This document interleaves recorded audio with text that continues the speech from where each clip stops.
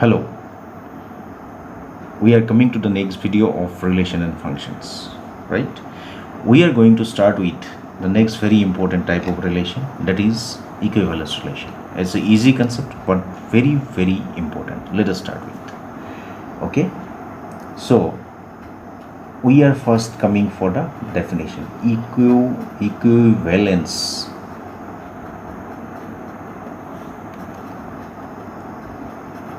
relation, right? Equivalence relation. Now what is equivalence relation? We already came to know about relations, right? So a relation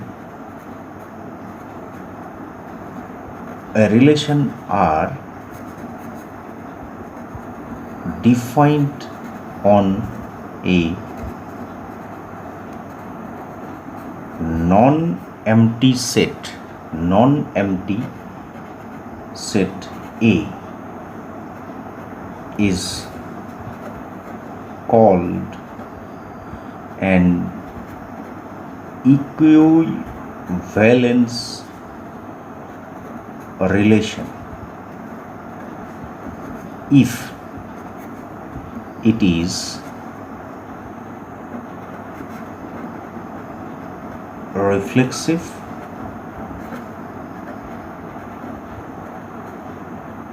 symmetric,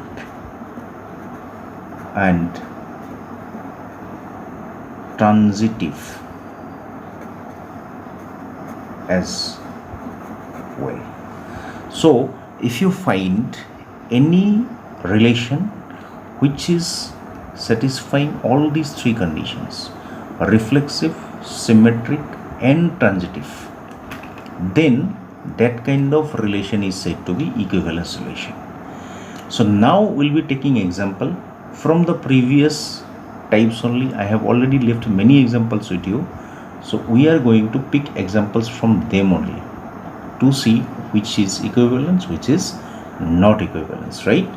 So example number 1, I am repeating again. You remember we have considered some of the reflexive examples, relations. The first one is about the parallelism, right? So I want to repeat that relation are where L1 and L2 are said to be related if they are parallel, and then L1 and L2 they are belonging to a set A, where A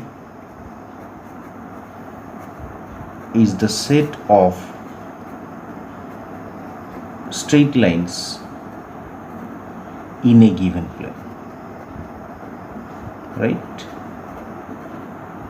Now this particular relation, let us observe whether it will be equivalence or not. Let us observe. I will not comment anything right at this moment. Let us first see one by one, right?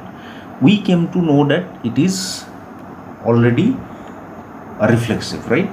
So anyway, I'll directly write first one.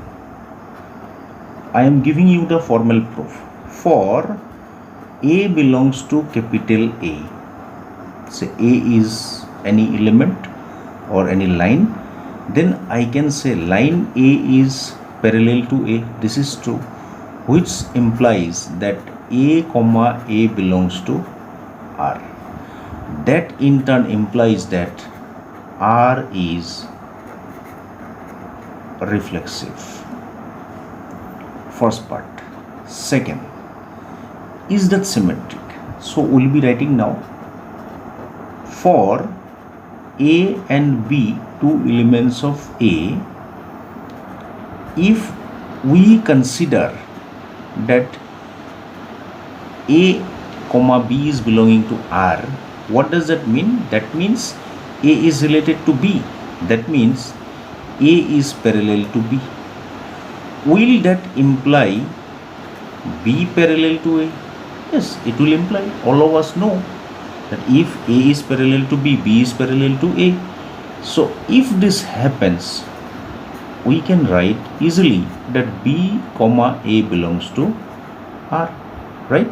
So You can now see, you sum up the whole condition. A comma B belongs to R implies B comma A belongs to R whenever you are considering these elements AB from set A. So what does this imply? Therefore R is symmetric. R is symmetric. So you arrived at the second part. That this is symmetric. Now once you can prove that it is transitive, then you can conclude that it is equivalence, otherwise not. So let me try to see that also. For ABC belonging to A, let me start with A comma B belongs to R, then B comma C belongs to R. I should be now able to conclude that A is related to C. Then I can say that this will be transitive. Let's see. If I have this, then what will it imply? A will be parallel to B, and BC belonging to R, B comma C belonging to R implies B is parallel to C. Now just make use of your elementary geometry. That says if one line is parallel to this line and this line is parallel to this, then A and C are parallel, right? I am drawing the figure here. Say this is the line B. With B there is another line A which is parallel. With B there is another line C which is parallel. So now can we conclude A and C to be parallel? There is a statement that lines parallel to one and the same line are parallel. So using that I can easily say that this is parallel, and once A is parallel to C, I can easily conclude that A comma C belongs to R. So now you see the sequence. When you considered AB belongs to R, BC belongs to R, that implies A comma C belongs to R. So what will be your conclusion? Therefore R is transitive. R is transitive. Now you see, now what you will see from here, you will find easily that all the three relations condition is satisfied: reflexive, symmetry and transitive by this relation R. Therefore I can say R is an equivalence relation. Equivalence relation on A. Great, right? We will come to the next example. Now let us come to the next example, right? Example number 2. Example number 2 for equivalence relation, right? Example number 2. I'll pick up that relation only what I have already emphasized while explaining a reflexive relation. That is the second one, A and B, right? I wrote there T1 and T2. Anyway, that is not an issue. A is congruent to B, where A and B are belonging to the set A. A is the set of all triangles in a given plane, right? So if we consider this relation, now can we have this as equivalence? Let us see. We do not want to comment anything at the moment. Let us just try to observe one by one, right? We already came to know that this is reflexive, and do not be of confusion. Do not get confusion here that I am writing A and B for triangle. I can denote this by any symbol. Of course, I used T1 and T2 capital. Here I am using A and B. This doesn't make any problem, right?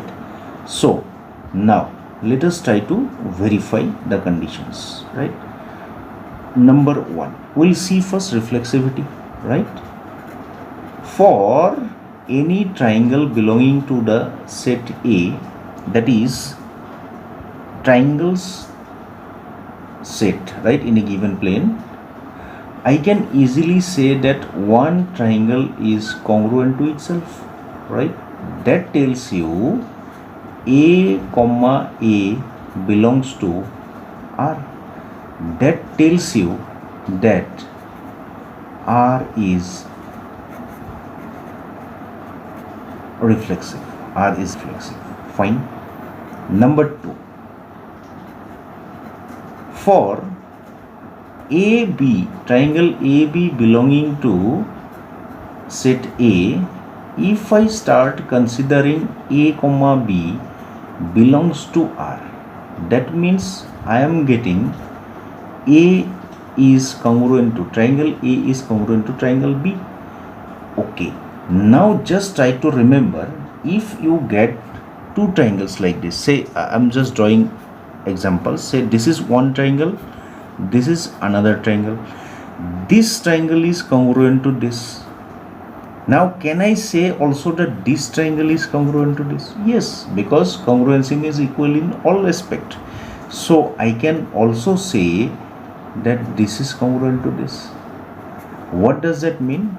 B comma A belongs to R. Now you see, AB belongs to R implies BA belongs to R. Therefore what I can say? R is symmetric, right? R is symmetric. Okay, fine. Next, number 3. For A, B and C, three triangles taken in the set A, we are considering that A and B are related and B and C are also related. What does that mean? That means A is congruent to B and B is congruent to C. Now you try to see this sequence. A is equal to B in all aspect, B is equal to C in all aspect. So can you say that A and C are equal? We got already in the elementary geometry, right? So directly we can write it like this. What does that mean? A comma C belongs to A. So now you see A comma B belongs to R, B comma C belongs to R implies A comma C belongs to, this should be R, right? So ultimately what you can say, this R is transitive, right? This R is transitive. So you now see it is reflexive, symmetric and transitive. So what will be your conclusion?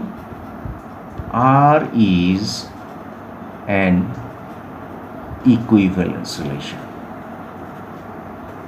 right? R is an equivalence relation on E. Great. Next example is finished. We'll be taking the next example again, right?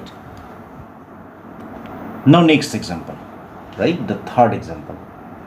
I'll write Roman 3 here. I don't know what I used. Anyway, that is not an issue. You can easily adjust.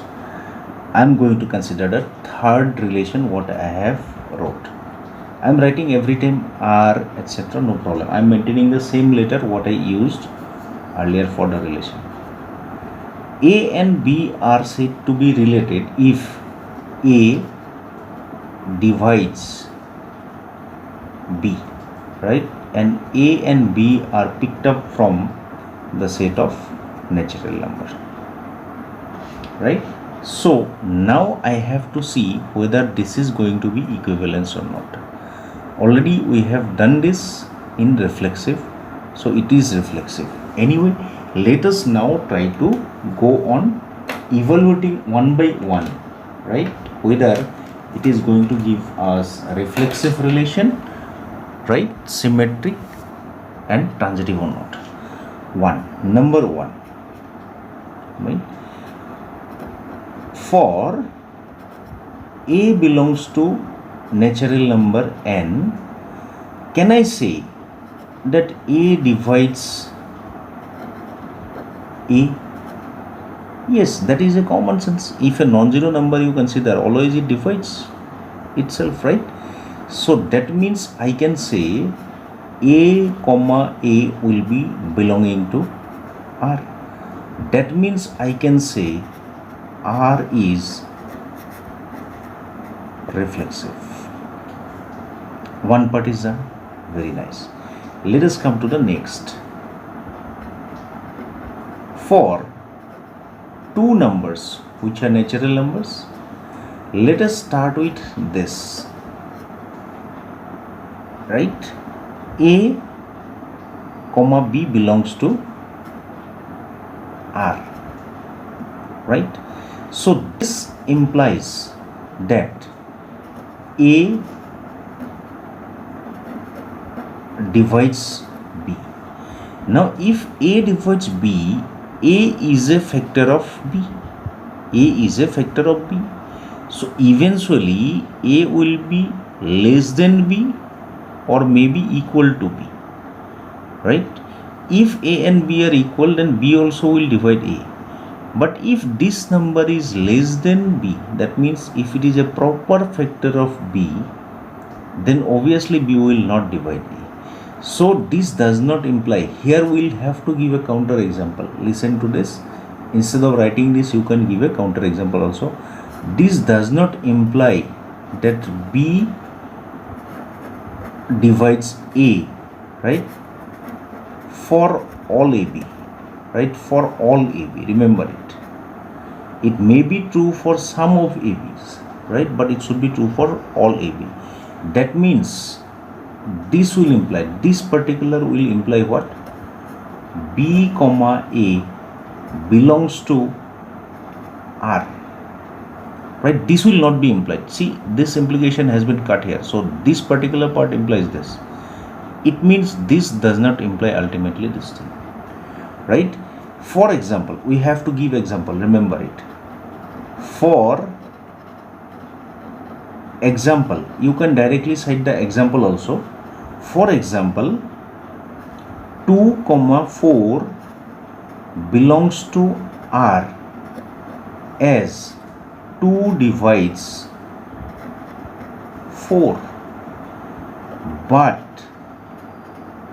4 comma 2 does not belong to R as 4 does not divide 2. Remember, we are talking about natural number, right? If we talk about quotient, rational number, 4 will also divide 2. Remember it. I am talking about the results.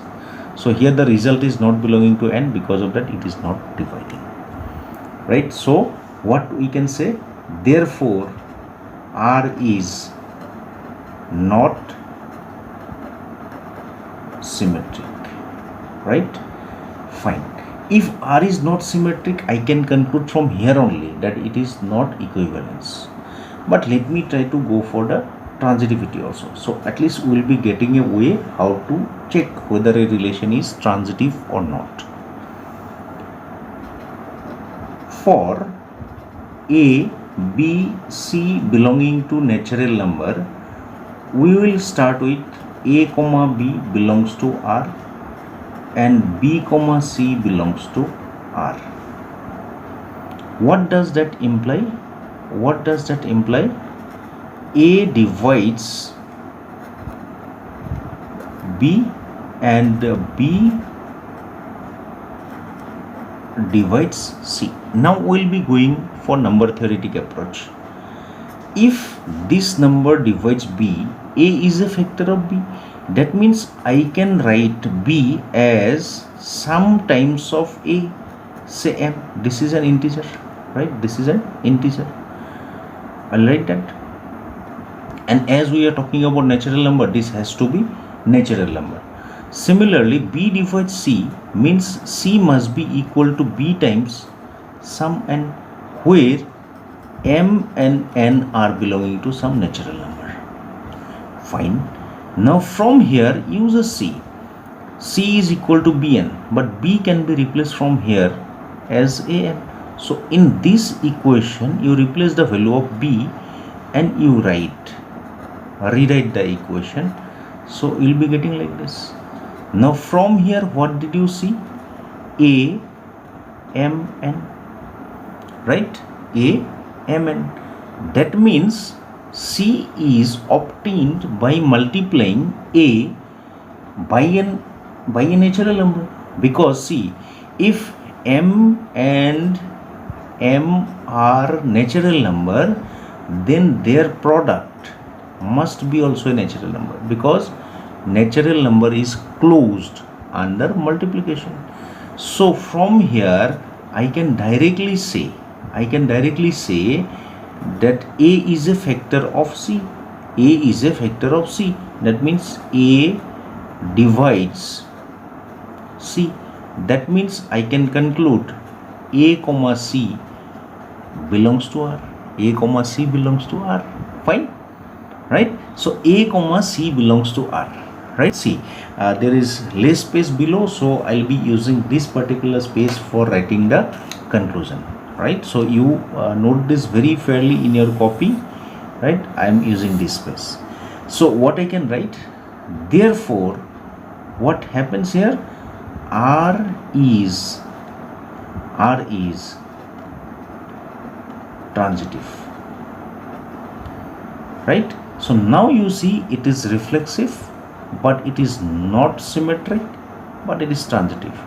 So that means this relation is symmetric and transitive, but it is not, sorry, it is reflexive and transitive, but it is not symmetric. So I can say that R is not an equivalence relation on N, right? Great, that is a good example. Please see this. We'll go to the next example now.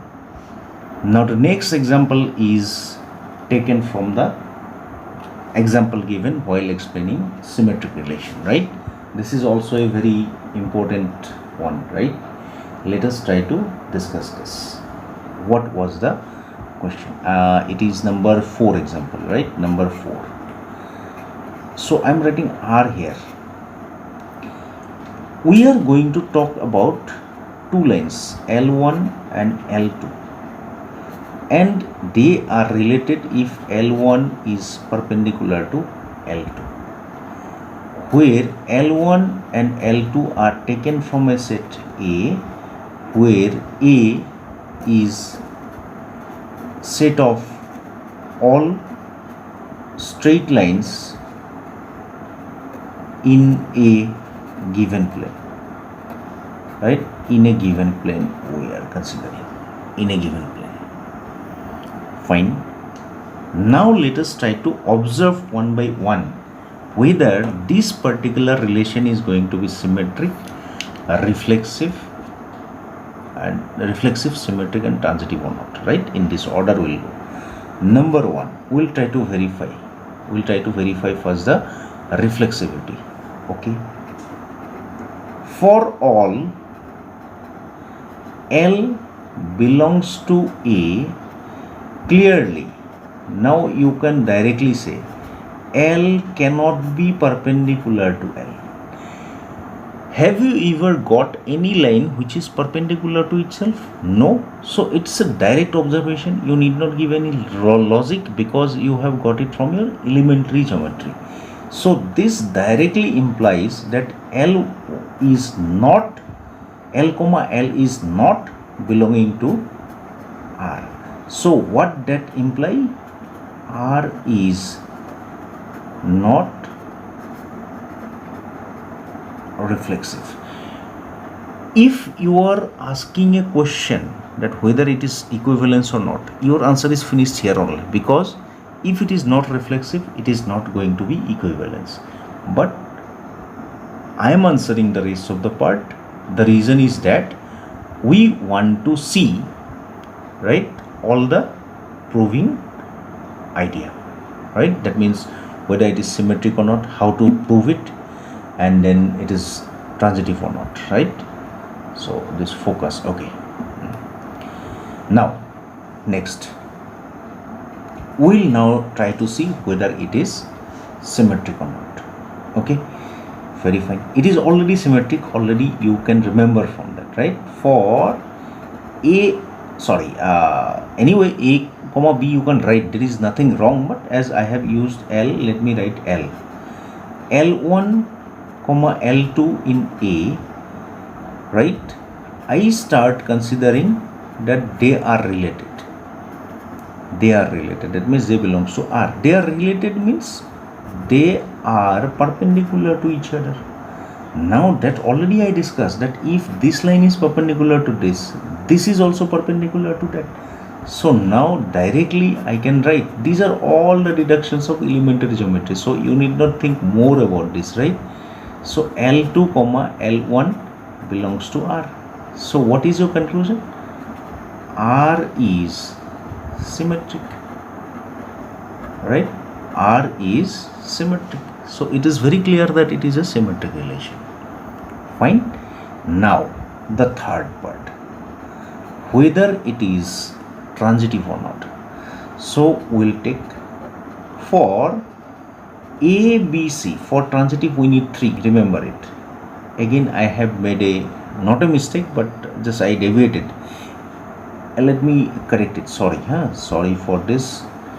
L1, L2, L3 belongs to A, such that L1, L2 is in R, that is L1 and L2 are related, and L2 and L3 are related. So if they are related, what will it imply? L1 is perpendicular to L2 and L2 is perpendicular to L3. Fine. Now just try to recall your elementary geometry again. If this line L1 is perpendicular to this L2 and this L2 is perpendicular to this, what is the relation between this and this? Obviously parallel, right? Yes, we can get them perpendicular had it been not given plane but given space, right? It would have been possible in given space, but not here, not in plane. So I can directly write that L1 is parallel to L3. That implies very clearly that L1 is not perpendicular to L3, right? L1 is not perpendicular to L3. What does that imply then? L1 comma L3 does not belong to R, right? So what will be your conclusion? Therefore R is not transitive, right? R is not transitive. Now the last part I am leaving for you, or I should write. Anyway, let me write the conclusion also. Therefore R is not equivalence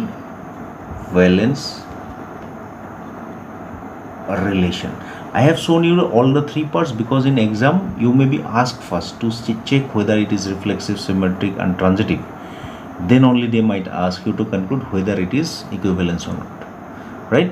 If it is the direct question that examine if it is equivalence or not, you finish here only once you find that it is not a reflexive. Done, right? Next, move on to the next example.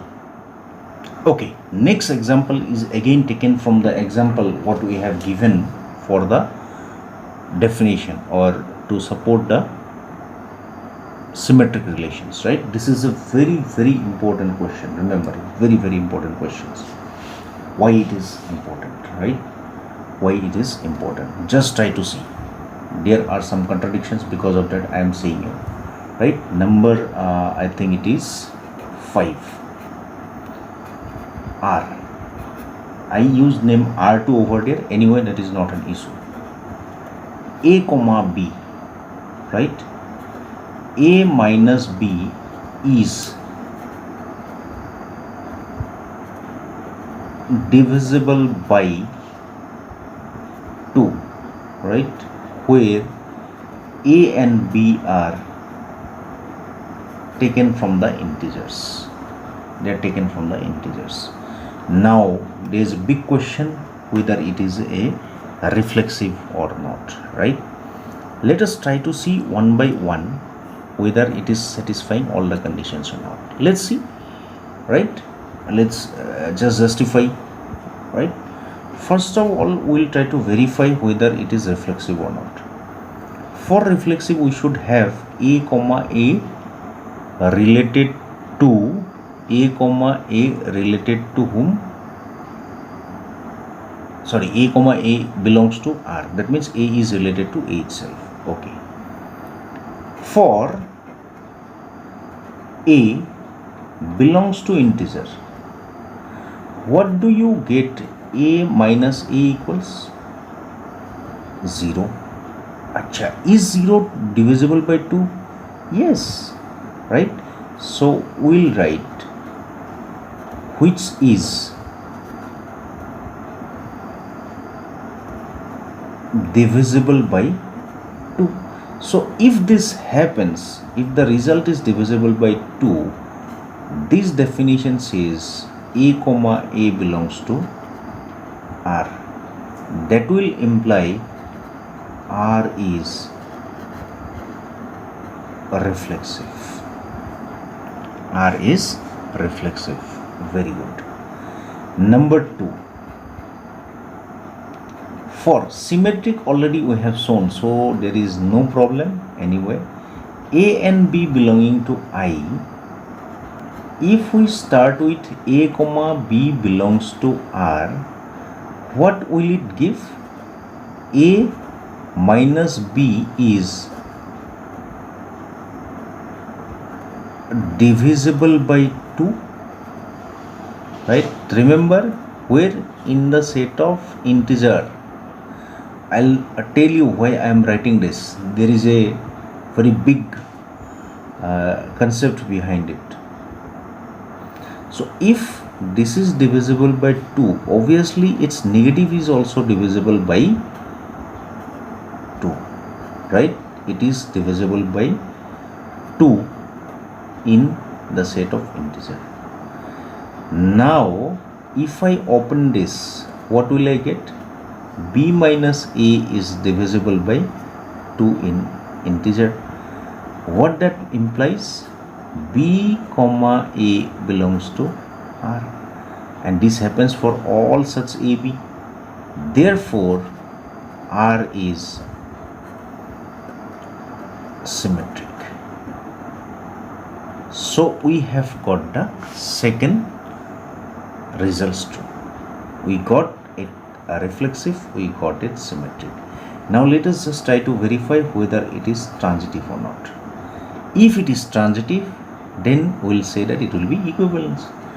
So for A, B and C belonging to I, for transitive we have to start with AB belongs to R and BC belongs to R.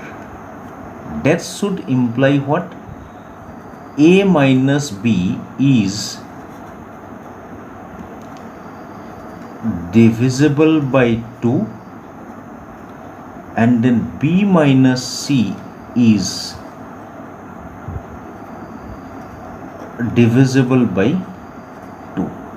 A minus B is divisible by 2, B minus C is also divisible by 2.